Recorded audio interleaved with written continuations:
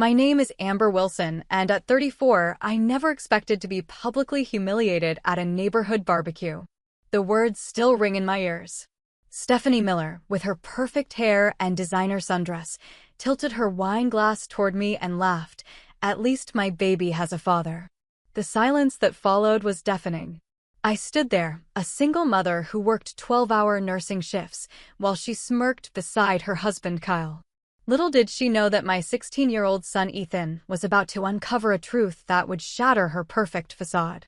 If you're watching this, drop a comment letting me know where you're from, and don't forget to hit the like and subscribe buttons as I share how my son's discovery changed everything in our neighborhood. Life as a single mother isn't for the faint of heart. Most days start before dawn, as I prepare for my 12-hour shifts at Memorial Hospital. Nursing isn't just my career, it's our lifeline, providing the stability Ethan needs. I take pride in what I've built for us, even if it means missing sleep and working holidays. Our home isn't fancy, a modest 3-bedroom ranch on Oakwood Drive, but it's ours. The kitchen table has scratches from Ethan's science projects, and the living room couch has a permanent indent where we sit for our Friday movie nights. These imperfections tell our story, one of resilience and love. 3 years ago, we moved to Maple Creek Estates for the excellent school district. Ethan was entering high school, and I wanted to give him every advantage possible. Most neighbors welcomed us warmly. Jessica and Brian Taylor next door immediately invited us for dinner. The Patels across the street brought homemade samosas. Even Mr. Jenkins, the retired teacher at the corner, offered to help Ethan with math anytime. Then there were the Millers. Stephanie and Kyle Miller lived in the largest house on our street, a sprawling 2-story colonial with perfectly manicured gardens. Their twin boys, Jason and Aiden, were Ethan's classmates. From our first meeting at the neighborhood welcome party, Stephanie made it clear that we didn't belong in her social circle. "Nursing must be such rewarding work," she said during our introduction, her eyes traveling over my simple dress. Though I can't imagine having the energy for it. Kyle's job allows me to focus on the boys and my charity work. She emphasized charity while glancing at my shoes, as though I might need to be a recipient someday. That first interaction set the pattern. Whenever we crossed paths, Stephanie found subtle ways to highlight the differences in our lives. When she spotted me driving my 10-year-old Honda, "It's so practical to keep older cars running. We just got the new Tesla, and honestly, I miss the simplicity sometimes." When she saw me mowing my own lawn, "You're so capable, Amber." Kyle insists on hiring landscapers, but I admire your determination. Each comment came with the same saccharine smile that never reached her eyes. Yet publicly, she maintained the image of neighborhood welcome committee chair, occasionally inviting me to social gatherings where I'd inevitably feel out of place among women discussing vacation homes and country club memberships. Kyle Miller, by contrast, seemed perpetually uncomfortable. Tall with salt and pepper hair and designer glasses, he rarely contributed to conversations when Stephanie was present. He'd offer polite nods, his gaze often drifting elsewhere, as though mentally escaping. The few times we spoke alone, once when he helped me carry groceries during a rainstorm, he seemed almost normal, asking thoughtful questions about Ethan's interests and my work. "Nurses are the backbone of healthcare," he'd said genuinely. "My sister's a nurse practitioner in Boston. Toughest person I know." These glimpses of humanity made Stephanie's behavior all the more confusing. Ethan noticed everything. My son has always been perceptive, perhaps because it was just us against the world for so long. His father, Daniel, walked out when Ethan was 3, declaring family life too restricting. The monthly child support checks were his only contribution to raising our son. "Mom, why do you let Mrs. Miller talk to you like that?" Ethan asked after Stephanie made a pointed comment about single-parent households during a school fundraiser. "Some people need to feel superior," I explained. "The best response is living well and being kind anyway." Ethan didn't look convinced, but he respected my approach. That's something I've always tried to instill in him. Taking the high road isn't weakness, it's strength. Still, I saw the protective anger flare in his eyes whenever Stephanie directed her passive-aggressive comments my way. Despite her behavior, we built a good life in Maple Creek. Ethan thrived academically, joining the debate team and computer club. I made genuine friendships, particularly with Jessica Taylor, who worked as a physical therapist and understood the challenges of healthcare schedules. We established routines, traditions, and a sense of belonging. Then came the annual summer kickoff barbecue. The neighborhood association hosted this event every June in the community park. In previous years, I'd worked during it or made brief appearances. This year, Ethan insisted we attend properly. "You work too hard, Mom," he said. "You deserve some fun too. Plus, I need someone to brag about my AP scores to." He flashed that smile, the one that still showed the little boy beneath his increasingly adult features, and I couldn't refuse. I requested the day off, bought a new sundress, and prepared my mother's famous potato salad. Despite my misgivings about potential interactions with Stephanie, I was determined to enjoy this community event with my son. I couldn't have anticipated how that afternoon would ultimately change everything, not just for us, but for the Millers and the entire neighborhood. As we packed the car with our contribution to the potluck, neither Ethan nor I realized we were heading toward a confrontation that would unravel years of secrets and lies. The community park sparkled under perfect June sunshine as Ethan and I arrived at the barbecue. Red, white, and blue streamers decorated the pavilion, and the scent of grilling burgers filled the air. Children raced across the playground while teenagers clustered near the basketball courts. It was exactly the kind of all-American summer scene that belonged on a postcard. "I almost didn't come," I admitted to Ethan as we carried our cooler and potato salad toward the food tables. "I know," he replied, nudging my shoulder gently. "But look, Mrs. Taylor is waving us over, and I spotted Jake and Miguel by the courts. This will be good for both of us." He was right. Jessica Taylor immediately enveloped me in a warm hug while her husband Brian took our contributions. "So glad you made it, Amber." "I saved seats at our table," Jessica said, linking her arm through mine. "The hospital's been working you too hard. We've barely had time for coffee this month." Jessica's friendship had been a blessing since we moved to the neighborhood. Unlike Stephanie and her country club friends, Jessica never made me feel like my single mother status or career defined my worth. "Ethan, go ahead with your friends," I encouraged, seeing him glance toward the basketball courts. "Just be back for food in 30 minutes. As Ethan jogged off, I settled into the comfortable conversation with Jessica and other neighbors. Tom and Diana Peterson discussed their upcoming anniversary trip. Carlos Rodriguez proudly showed pictures of his daughter's college graduation. For over an hour, I actually relaxed, laughing and contributing to the conversation without feeling like an outsider. Then Stephanie arrived. The Millers were fashionably late, of course. Stephanie wore a crisp white sundress that probably cost more than my entire wardrobe, her blonde hair perfectly styled despite the summer humidity. Kyle followed with their twin boys, carrying an elaborate charcuterie platter that made my homemade potato salad look decidedly humble. "Sorry we're late, everyone," Stephanie announced, air-kissing cheeks around the pavilion. Board meeting ran long, then we had to stop by the club to confirm our summer reservation.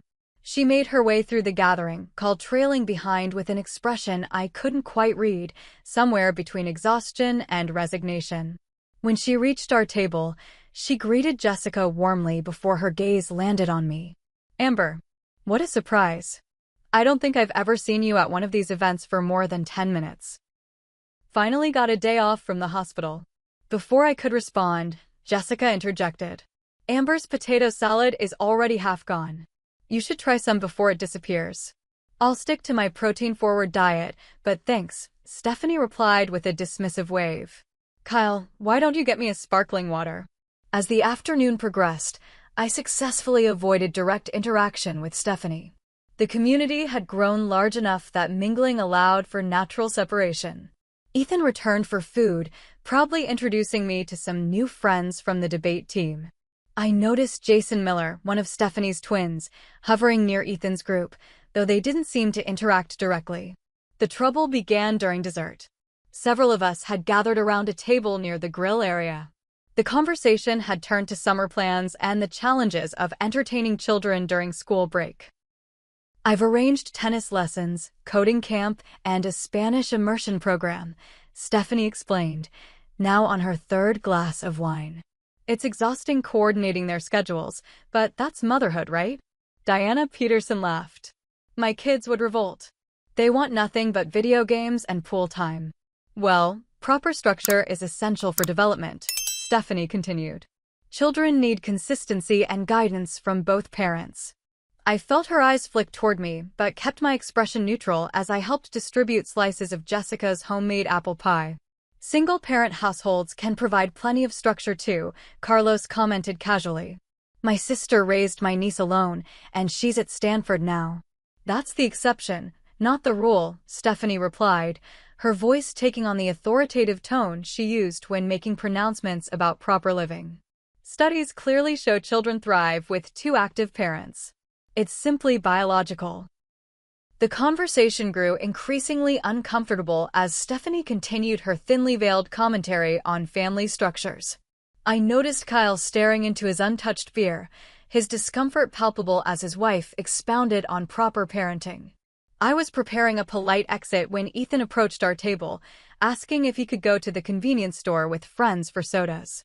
Oh, Amber, your son is getting so tall, Stephanie exclaimed, as though noticing him for the first time. You must be so proud managing on your own. It can't be easy without a father figure. Several people shifted uncomfortably. Kyle finally looked up, a flash of something, shame, crossing his face. Ethan has many positive role models, I replied evenly. And we're doing just fine.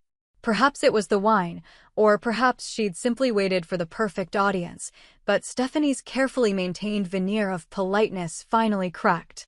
She laughed, a sharp, dismissive sound, and gestured with her wine glass.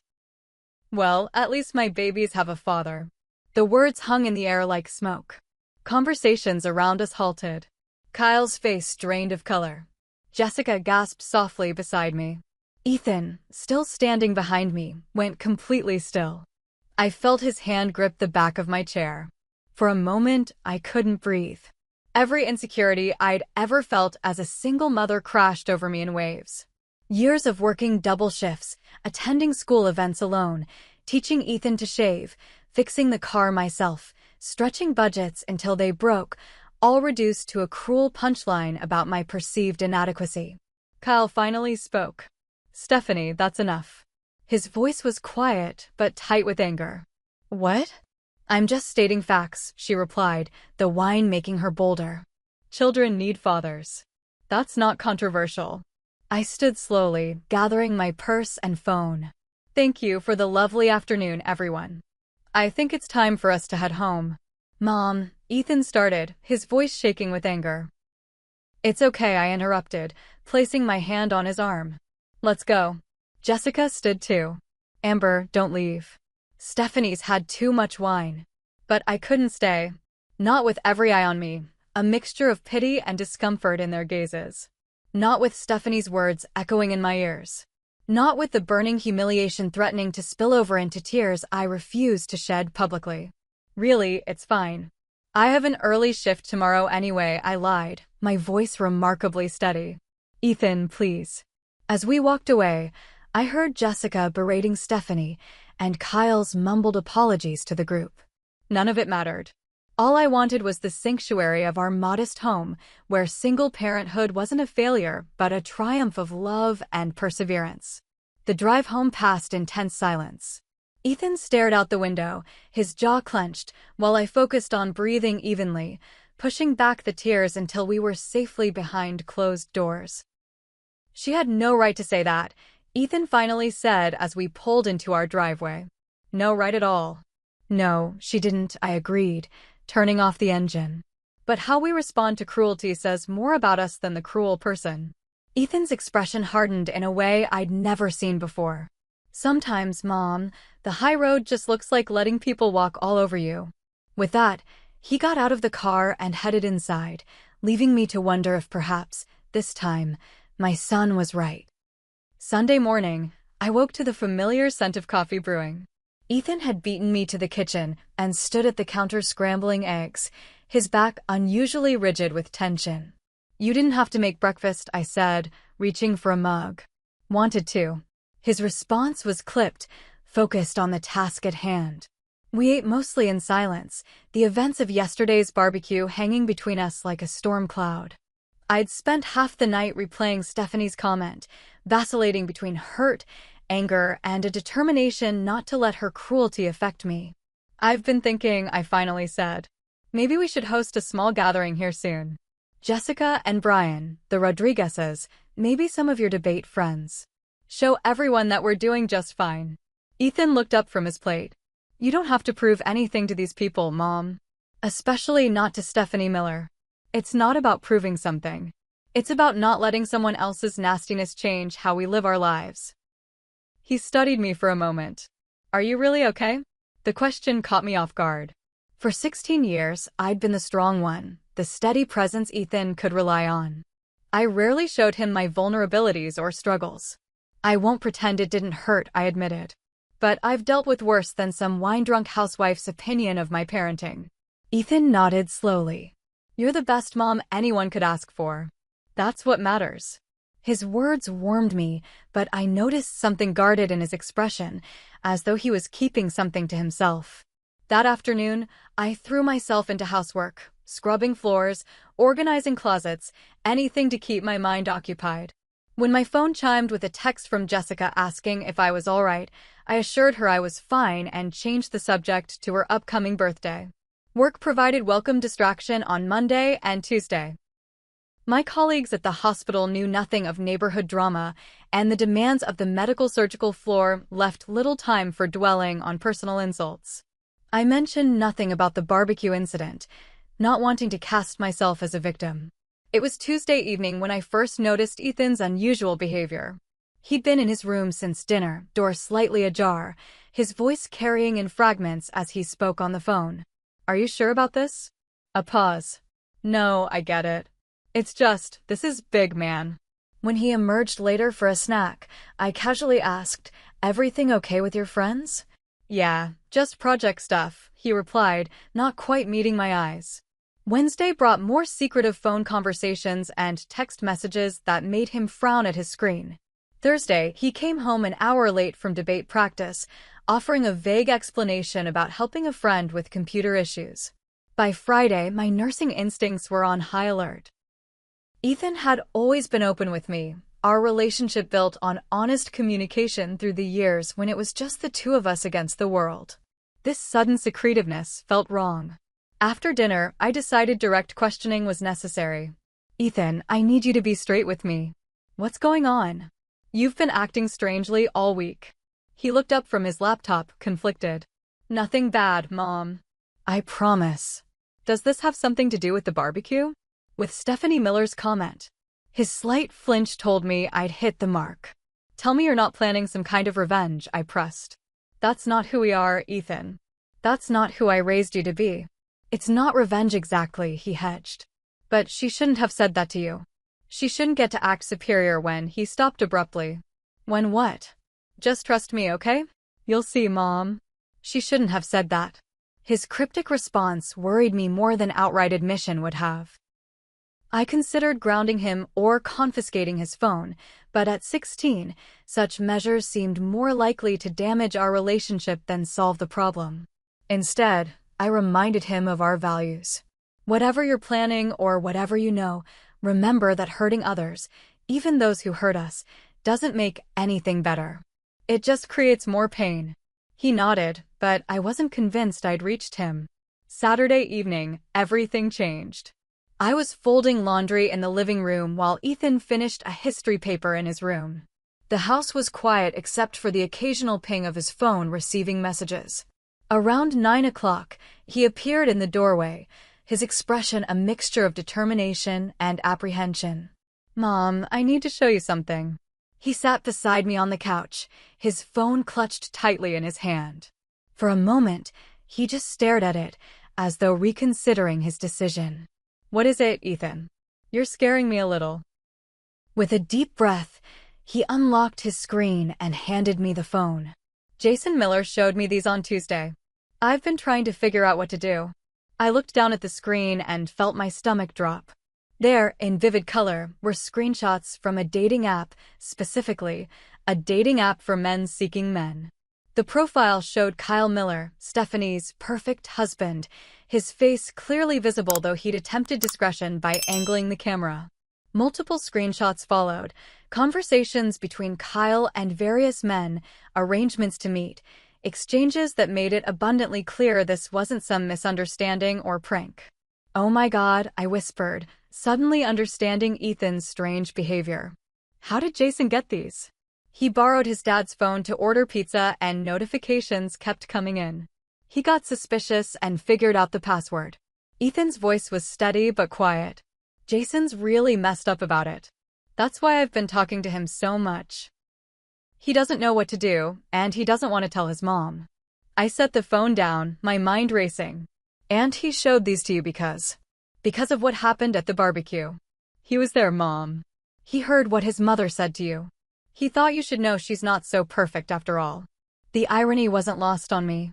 Stephanie Miller, who'd publicly humiliated me for being a single mother, had a husband living a double life right under her nose.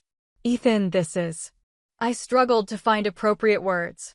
This is very private information about Mr. Miller. Information that could destroy his family if handled carelessly. Exactly. She deserves to know what a hypocrite she is, judging our family when her own is built on lies. The vindictive satisfaction in my son's voice alarmed me. This wasn't the compassionate young man I'd raised. "Listen to me very carefully," I said, taking his hands in mine. What Mrs. Miller said was cruel and unfair. But this... I gestured to the phone. This isn't about her. This is about a man who's clearly struggling with his identity and living inauthentically. This is about two boys who might have their world shattered. This isn't ammunition for revenge, Ethan. It's a human tragedy.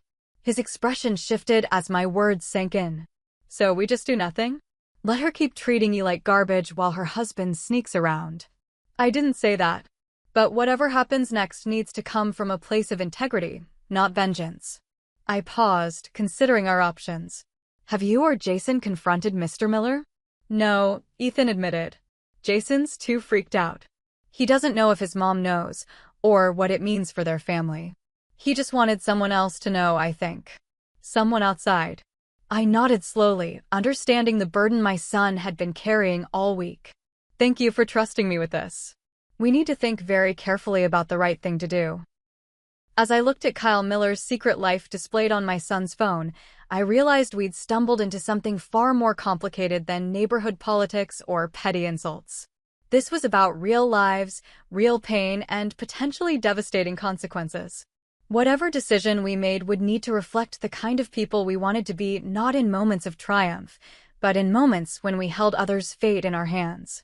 Sunday morning found me staring at the ceiling, sleep having eluded me most of the night. The revelation about Kyle Miller had opened a Pandora's box of ethical questions I wasn't prepared to answer.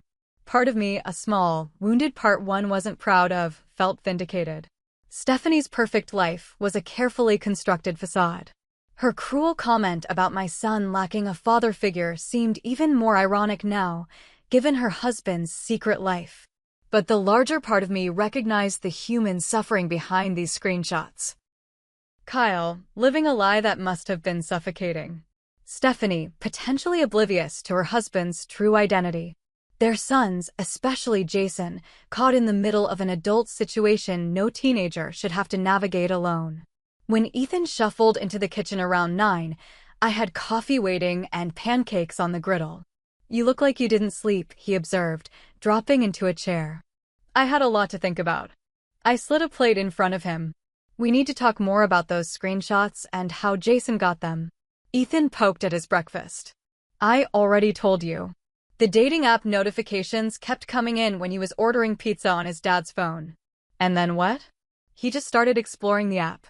Well, yeah. Wouldn't you, if you saw something weird on someone's phone? I raised an eyebrow. Actually, no. Privacy still matters, even in families. But, let me finish. I understand why Jason looked.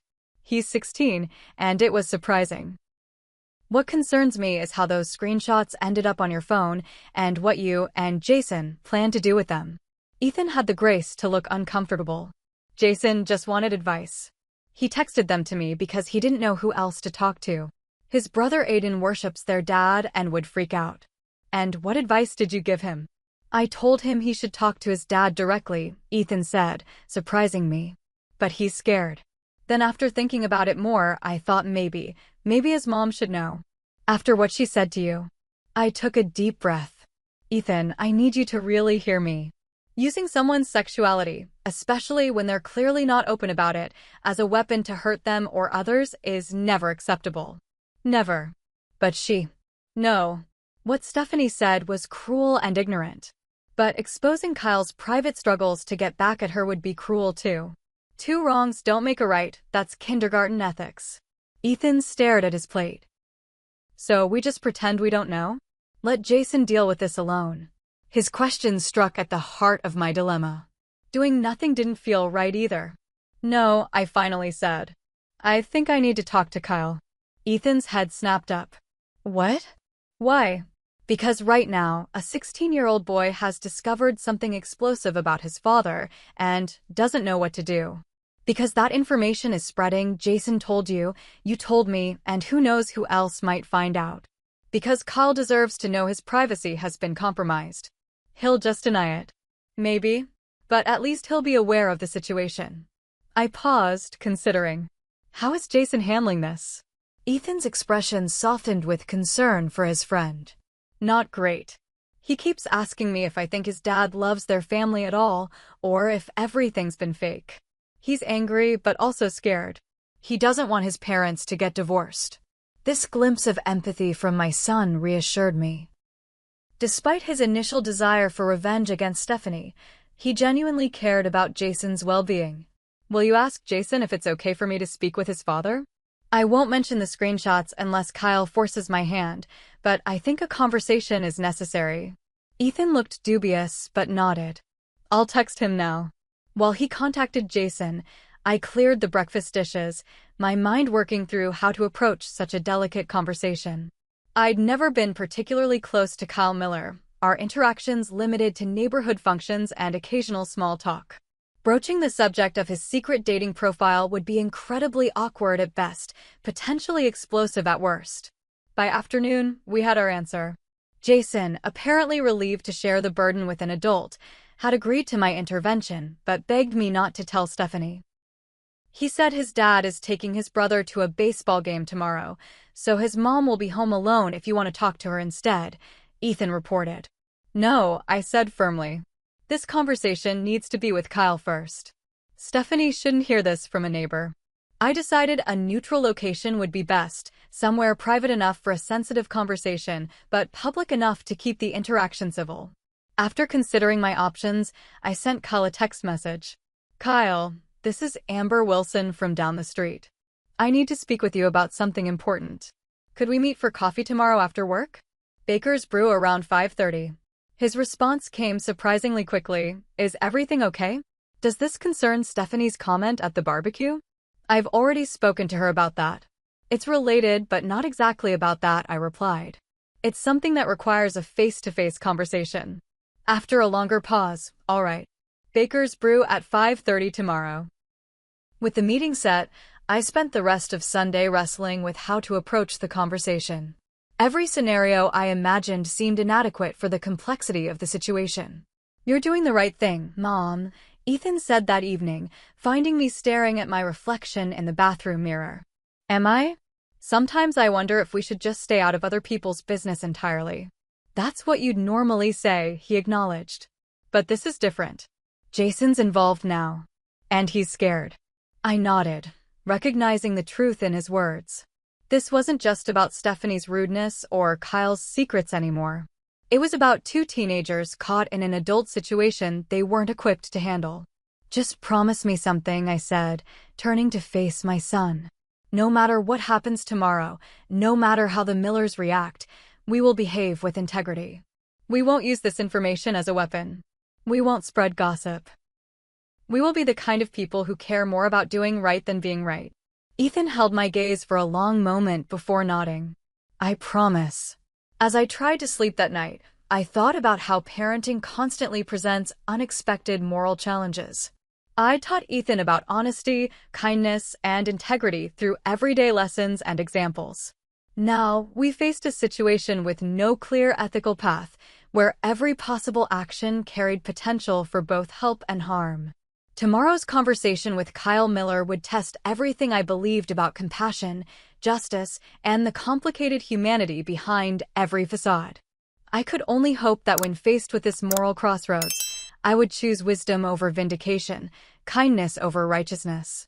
Because ultimately, the measure of successful parenting isn't in raising children who never face difficult ethical dilemmas, it's in raising children who approach those dilemmas with both compassion and courage. Monday afternoon arrived with oppressive humidity that matched the weight of my impending conversation. I changed out of my nursing scrubs into a simple blouse and jeans, wanting to appear approachable rather than confrontational for my meeting with Kyle. "Text me when you're on your way home," Ethan said as I grabbed my purse. His expression betrayed both curiosity and concern. "I will. Remember what we discussed, discretion and compassion, no matter what happens." Baker's Brew sat halfway between our neighborhood and downtown, far enough that we wouldn't likely encounter other neighbors. The coffee shop's industrial chic interior offered both open seating and more private nooks.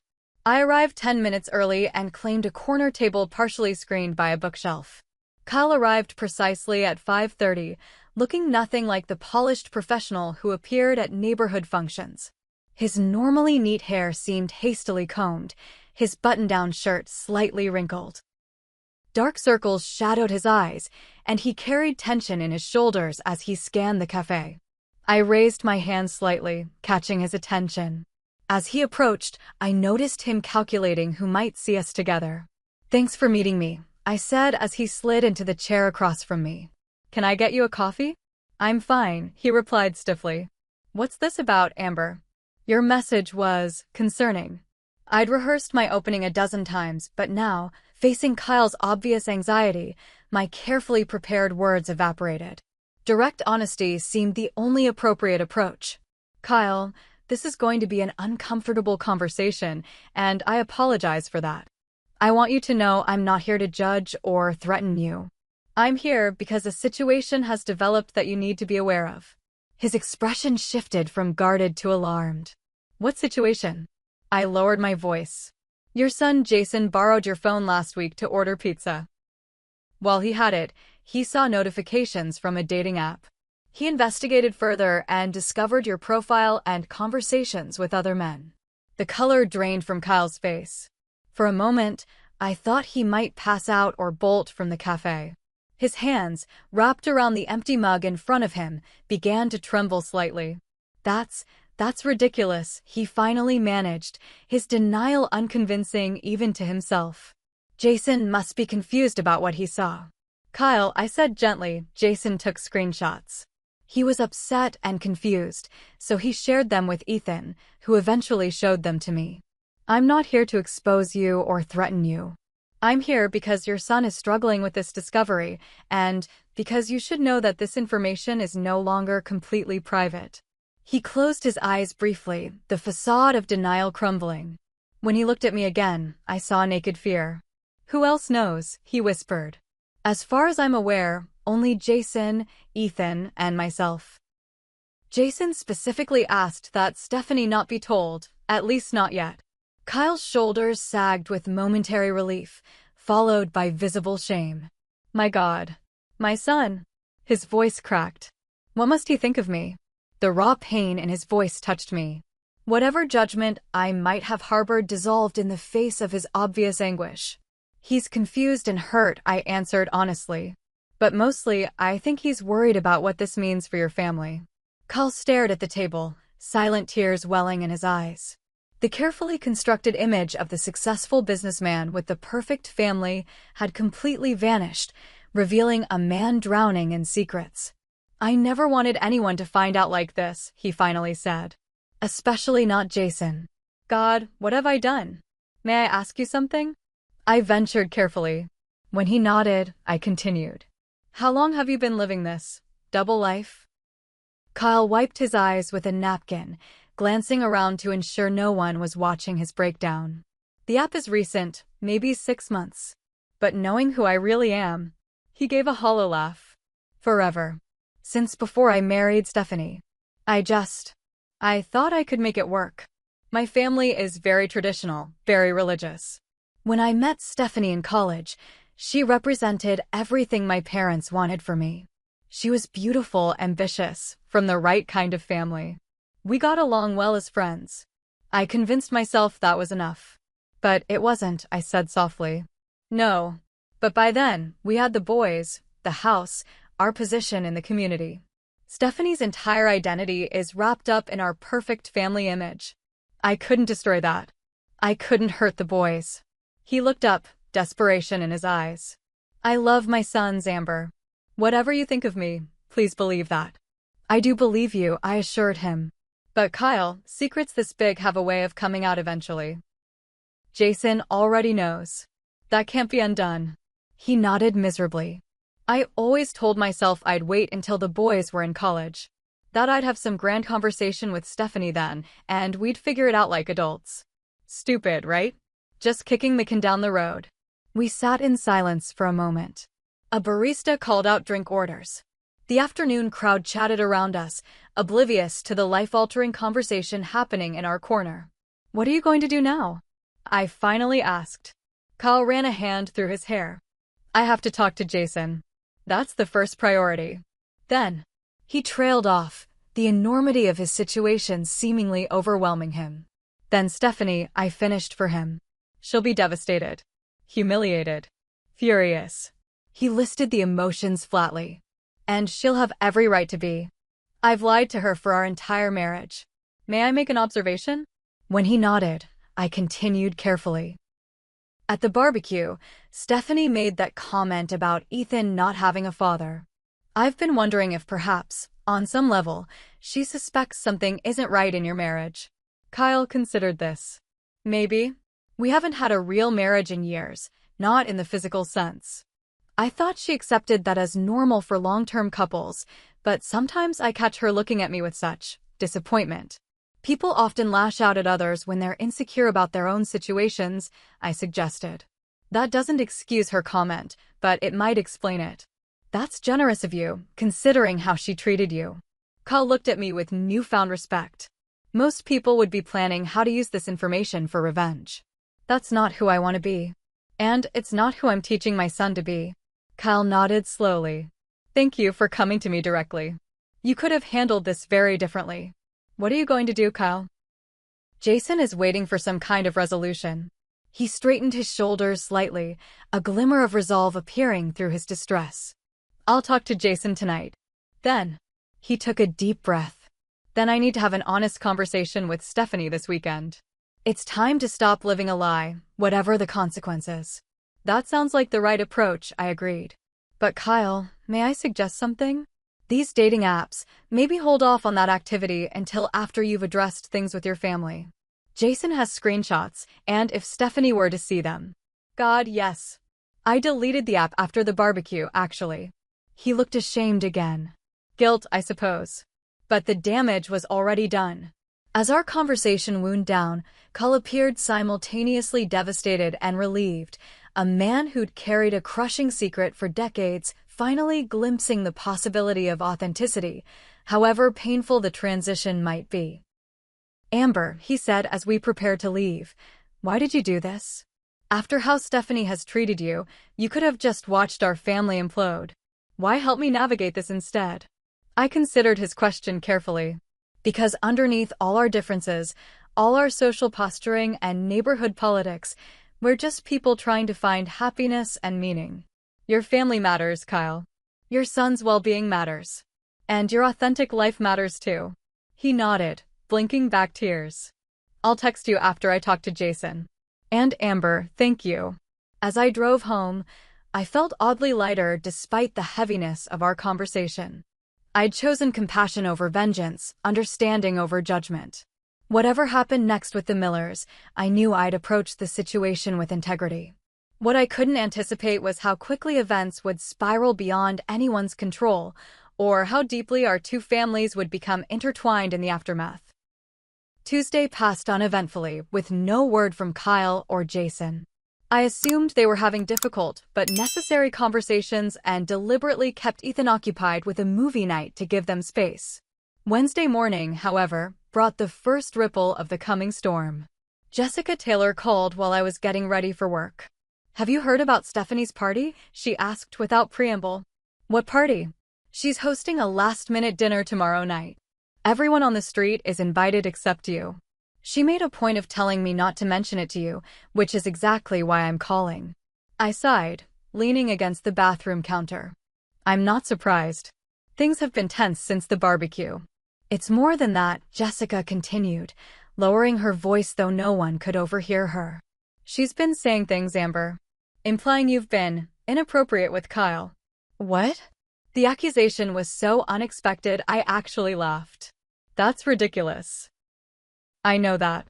But she told Diane Peterson she saw Kyle's car near your neighborhood last week and that you've been texting him privately." "Our coffee shop meeting." "Of course. Someone must have spotted us, or perhaps Kyle's location had been visible to Stephanie through some family tracking app." "Jessica, I can't explain right now, but I promise there's nothing inappropriate happening between Kyle and me." "You don't have to convince me," she assured me. "I just wanted you to know what she's saying. Brian and I declined the dinner invitation, by the way.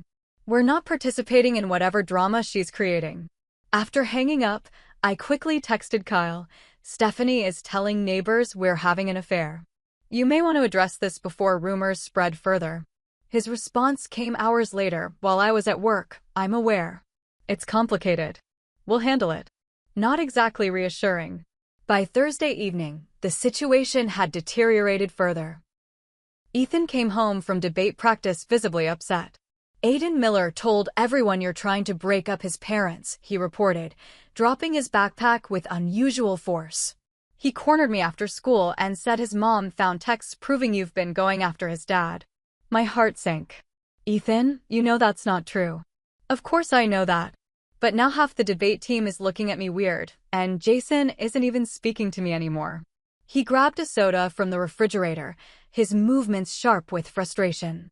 "This is exactly why we should have just shown Stephanie the screenshots in the first place. That would have been wrong, and you know it." "Well, this is wrong too. She's spreading lies about you, Mom. Doesn't that bother you?" Before I could respond, my phone rang, an unknown number. "Is this Amber Wilson?" a woman's voice demanded when I answered. "Yes, who's?" "This is Dr. Laramie from Riverdale Medical Group. We've received some concerning information about your professional conduct that I'd like to discuss." My blood ran cold. Riverdale Medical was a competing hospital system where I'd never worked. "I think there's been a mistake," I said carefully. "I'm not employed by Riverdale. We've received reports that you're accessing patient information inappropriately and discussing confidential medical details with non-medical personnel. If these allegations are true, we'll be obligated to report you to the nursing board." The accusation was so outrageous, I nearly dropped the phone. "I don't know who provided that information, but it's completely false. I've never worked for Riverdale, never accessed your systems, and would never violate patient confidentiality." After several more minutes of increasingly bizarre questioning, I realized what had happened. "Did Stephanie Miller contact you with these allegations?" The momentary silence confirmed my suspicion. "I'm sorry you've been drawn into a personal dispute," I said professionally. "But I assure you I've done nothing unethical or illegal. If you receive further allegations, I'd appreciate being notified before any reports are filed." After ending the call, I explained the situation to a horrified Ethan. "She's trying to get you fired? That's insane." "She's lashing out because she's scared," I reasoned, though my own anger was building. "She suspects something's happening in her marriage, and she's looking for someone to blame." "So, what do we do now?" That was the question, wasn't it? Stephanie had escalated from petty neighborhood slights to potentially damaging my professional reputation. The high road was becoming increasingly difficult to navigate. "I'm going to call Kyle again," I decided. "This needs to stop before it gets even worse." But Kyle didn't answer my calls or respond to my increasingly urgent texts. By Friday morning, with still no word from him, I decided more direct action was necessary. The Miller house stood imposing at the end of our street, its manicured lawn and professional landscaping a stark contrast to the more modest homes around it. I rarely approached it, but now I walked purposefully up the stone pathway and rang the doorbell. Stephanie answered almost immediately, as though she'd been waiting for confrontation. Her carefully applied makeup couldn't quite hide the redness around her eyes or the tightness in her expression. "You have some nerve showing up here," she hissed, not opening the door fully. "Stephanie, we need to talk. You've been spreading rumors about me that could damage my professional reputation. That crosses a line." "You crossed a line when you started meeting my husband behind my back," she countered. "Did you think I wouldn't find out? That tracker app on his phone shows everywhere he goes." "It's not what you think. Kyle and I met once in public to discuss a family matter." She laughed bitterly. "A family matter? That's rich. We both know what you're doing. The lonely nurse from down the street, always watching our family, envying what we have. Well, you can't have it. Kyle would never leave me for someone like you." Her words were meant to wound, but they only confirmed my suspicion that Stephanie's cruelty stemmed from profound insecurity. "Stephanie, I'm not interested in your husband. The truth is—" "I don't want to hear your version of the truth," she interrupted. "Just stay away from my family. And if I hear you've been spreading rumors about us, I'll make sure everyone at your hospital knows what kind of person you really are." With that, she slammed the door in my face, leaving me standing on her perfect porch with no resolution and growing concern about how far she might take this vendetta. The situation reached crisis point that very night. Ethan and I were watching a movie, both of us trying to distract ourselves from the neighborhood drama, when a sharp knock interrupted our evening. It was nearly 11, far too late for casual visitors. Through the peephole, I saw Kyle Miller standing on our porch. Even in the dim porch light, I could see something was terribly wrong. His left eye was swelling, a dark bruise forming on his cheekbone, and he clutched a hastily packed suitcase. "Oh my God," I gasped, opening the door. "What happened?" "I told her everything," he said simply, his voice hollow. "She didn't take it well." Ethan appeared behind me, eyes widening at Kyle's appearance. "Did Mrs. Miller do that to your face?" Kyle nodded slowly. "Crystal vase. She has good aim." "Come inside," I said, medical training kicking in. "Let me look at that eye." As Kyle stepped into our living room, the full impact of what was happening hit me. Stephanie's husband, the source of all her pride and social standing, was standing in my home with a black eye and a suitcase. Nothing could be more scandalous in our gossip-prone neighborhood. "I'm sorry to show up like this," Kyle said as I examined his injury. "I didn't know where else to go. Jason is staying at a friend's house, and Aiden refused to leave with me. I can't face a hotel right now. Just people seeing me like this." "You need ice for that eye," I said, professional mode taking over. "Ethan, can you get an ice pack from the freezer?" While Ethan went to the kitchen, I helped Kyle to the couch. "What exactly happened?" "I try to follow your advice. Wait until the weekend. Sit her down calmly. But then she confronted me about meeting you, showed me the tracking data on her phone. She was convinced we were having an affair. And you told her the truth instead, I guessed." He nodded miserably. "Everything came out. The dating app. The men I've met. 20 years of living a lie. She didn't believe me at first. Thought I was making it up to cover the affair. Then when she realized I was serious..." He gestured to his face. "Things got physical. She said she'd destroy me, take everything, make sure the boys never speak to me again." Ethan returned with the ice pack, his expression a mixture of shock and concern. I wrapped the pack in a thin towel and handed it to Kyle. "You can stay in our guest room tonight," I said, making a quick decision. "It's not much, but it's private and you'll be safe." "I can't impose." "You're not imposing. It's one night. Tomorrow you can figure out next steps with a clearer head." Kyle looked at me with profound gratitude. "Thank you, Amber. You have every reason to turn me away after how Stephanie has treated you, especially now." "That's not who we are," I said simply, echoing the values I'd been trying to instill in Ethan. "Come on, I'll show you the guest room." As I settled Kyle into our modest spare bedroom, I was acutely aware of how this would appear to outsiders, particularly to Stephanie. Her husband, fleeing their home after a physical altercation, taking refuge with the very woman she'd accused of trying to steal him. Sometimes doing the right thing meant accepting that others would misinterpret your actions. Tonight, compassion mattered more than appearances. Tomorrow would bring its own challenges, but for now, offering safety to someone in crisis was the only choice I could live with. What I didn't realize was that by morning, the entire neighborhood would be aware of Kyle's location, and Stephanie Miller would be on my doorstep, demanding to confront her husband in a showdown that would change everything. Saturday morning dawned bright and uncomfortably hot, the kind of summer day where the air feels heavy even before the sun fully rises. I'd slept poorly, worried about Kyle in our guest room and anticipating the neighborhood fallout that would inevitably follow. I found Ethan already in the kitchen, making coffee with unusual concentration. "Is Mr. Miller still here?" he asked quietly. "Yes. I checked on him earlier. His eye looks worse this morning, but the swelling isn't dangerous."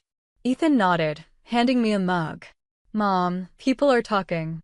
I just got texts from 3 different friends asking if Mr. Miller is really staying with us." I sighed, unsurprised but disappointed.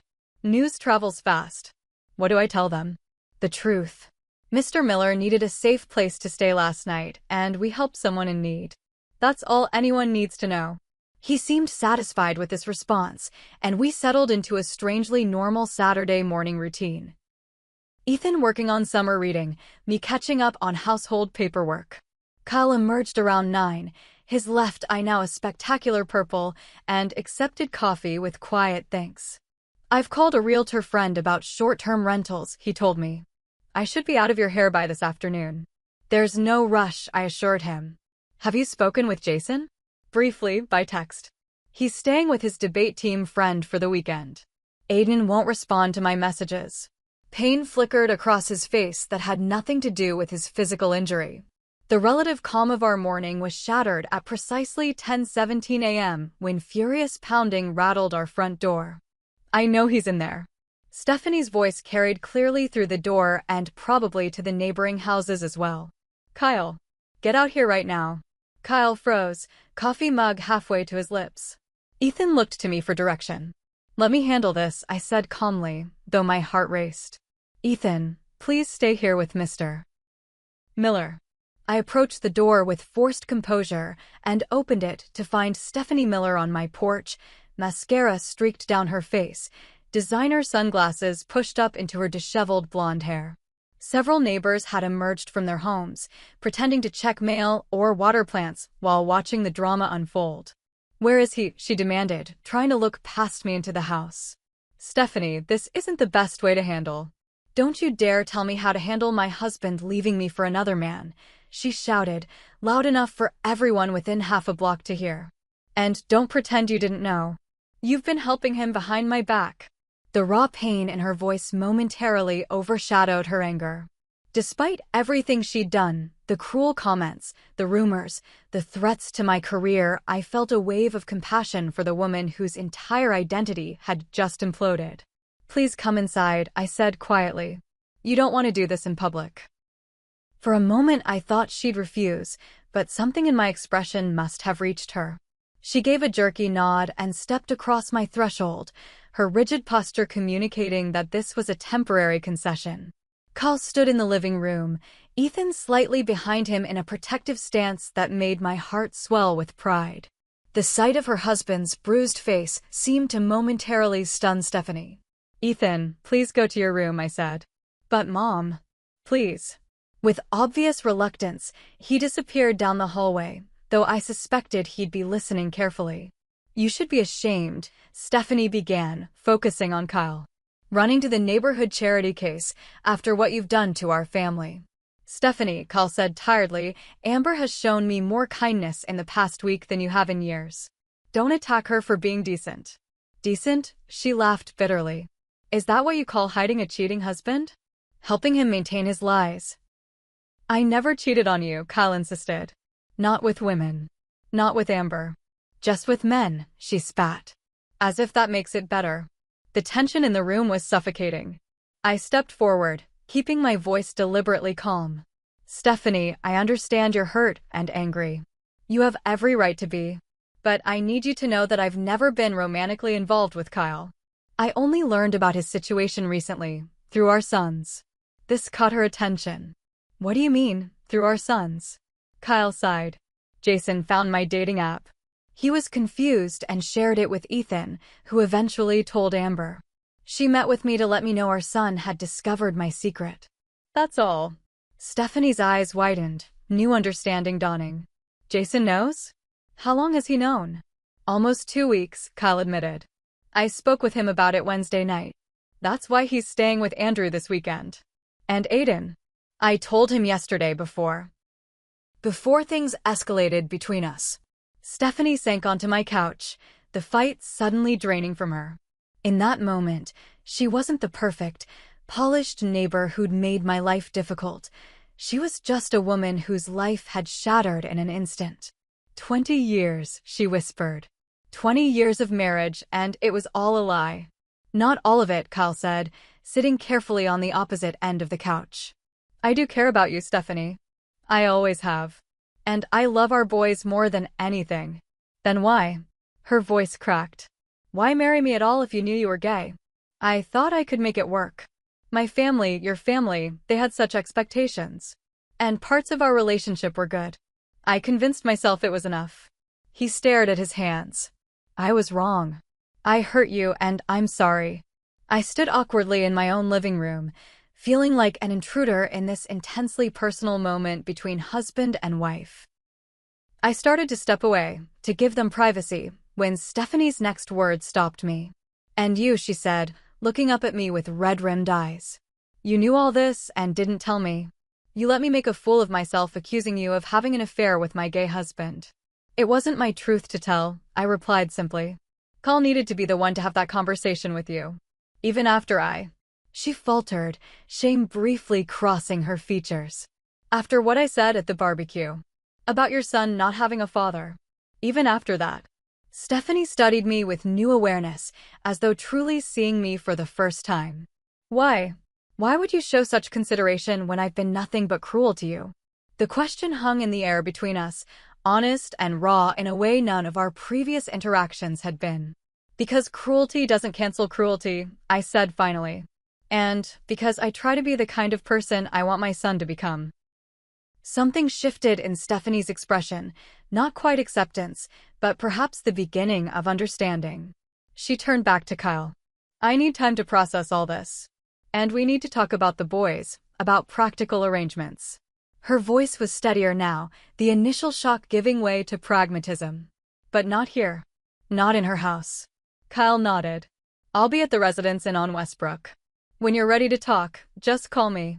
Stephanie stood, straightened her rumpled blouse with as much dignity as she could muster, and moved toward the door. She paused with her hand on the knob, not quite looking at me. Thank you, she said stiffly, for not turning me away from your door this morning. It wasn't an apology for years of condescension and recent slander, but it was acknowledgement. For now, that was enough. After she left, Kyle thanked me profusely, gathered his few belongings, and departed for the hotel. I watched from the window as he drove away, hoping both Millers would find peace after the initial trauma subsided. The following weeks brought significant changes to our neighborhood. Kyle moved into a small apartment downtown and began the careful, painful process of rebuilding relationships with his sons. Jason returned to the Miller house, but visited his father regularly. Aiden maintained his distance initially but gradually began limited contact. Stephanie retreated from social life temporarily, canceling her usual summer gathering and stepping down from the neighborhood association board. When she re-emerged, she seemed different, more subdued, less concerned with projecting perfection. The rumors continued briefly, of course. Some neighbors speculated that I'd known about Kyle's sexuality all along and had used it as leverage somehow. Others suggested a bizarre love triangle. Jessica Taylor steadfastly defended me, and eventually, as more accurate information circulated, the gossip lost its momentum. 3 months after that fateful barbecue, I was surprised to receive an invitation to a small dinner party at Jessica's house. More surprising still was the guest list, which included both Kyle and Stephanie, now legally separated, but apparently able to be in the same room. Are you sure about this? I asked Jessica when she dropped by to personally extend the invitation. It was Stephanie's idea, actually, she replied. She specifically asked if you would come. Curious and slightly apprehensive, I accepted. The evening was initially awkward, with careful conversation about safe topics, the unusually warm fall, the high school's football season, and upcoming community fundraiser. Kyle, looking healthier than I'd ever seen him, spoke animatedly about his new position at a different firm. Stephanie, wearing less makeup and simpler clothing than her former style, mentioned volunteer work at a women's shelter. After dinner, while the others chatted over coffee in the living room, Stephanie approached me on Jessica's patio. I owe you an apology, she said without preamble. Several, actually. That's not necessary. It is, she interrupted. I was horrible to you from the moment you moved to our neighborhood. I looked down on you for being a single mother, for your job, for your house, for everything that didn't match my narrow definition of success. I hadn't expected such forthright acknowledgement and wasn't sure how to respond. I was insecure, she continued. I think I always sensed something was wrong in my marriage, but instead of facing it, I doubled down on the perfect facade. I needed to believe my life choices were superior to validate them. That's remarkably self-aware, I said finally. She gave a wry smile. 6 months of intensive therapy will do that. Her expression grew serious again. What I said about your son not having a father was inexcusable. Ethan is a remarkable young man, which speaks volumes about your parenting. Thank you. That means a lot. The irony is, I thought I was protecting my sons by maintaining our perfect family, even as I sensed it was built on something false. But all I did was teach them that appearances matter more than authenticity. We stood in companionable silence for a moment, watching lightning bugs illuminate Jessica's garden. Carl told me something that stuck with me, Stephanie said. He said that when you discovered his secret, you could have used it against me, but instead you chose compassion. That you saw the human beings behind the scandal. She turned to face me directly. I'm trying to learn from that example. 6 months after that conversation, our neighborhood had settled into a new normal. Kyle's apartment became a second home for both his sons. Stephanie sold the Colonial and bought a smaller house closer to her parents. I hosted my own neighborhood gathering, nothing fancy, just hamburgers and homemade ice cream, and was touched when both Millers attended separately, each bringing a dish to share. As the party wound down, Ethan helped me clear plates from the backyard. You know what's weird, Mom, he said, stacking empty cups. If Mrs. Miller hadn't been so nasty at that barbecue, none of this would have happened. Jason might never have shown me those screenshots. Mr. Miller might still be living a lie. Sometimes painful moments lead to necessary truths, I reflected. Though I wish it hadn't been so hard on everyone involved. I'm proud of how you handled everything, Ethan said suddenly, with the straightforward sincerity of teenagers. You could have gone full revenge mode when you found out about Mr. Miller, especially after how Mrs. Miller treated you. But you didn't. I'm proud of you too, I told him. You showed real maturity through all of this. As the sun set on our modest backyard, I felt a deep sense of peace. The past 6 months had been challenging, even painful at times, but they'd also reinforced what truly mattered: integrity, compassion, and the courage to face difficult truths.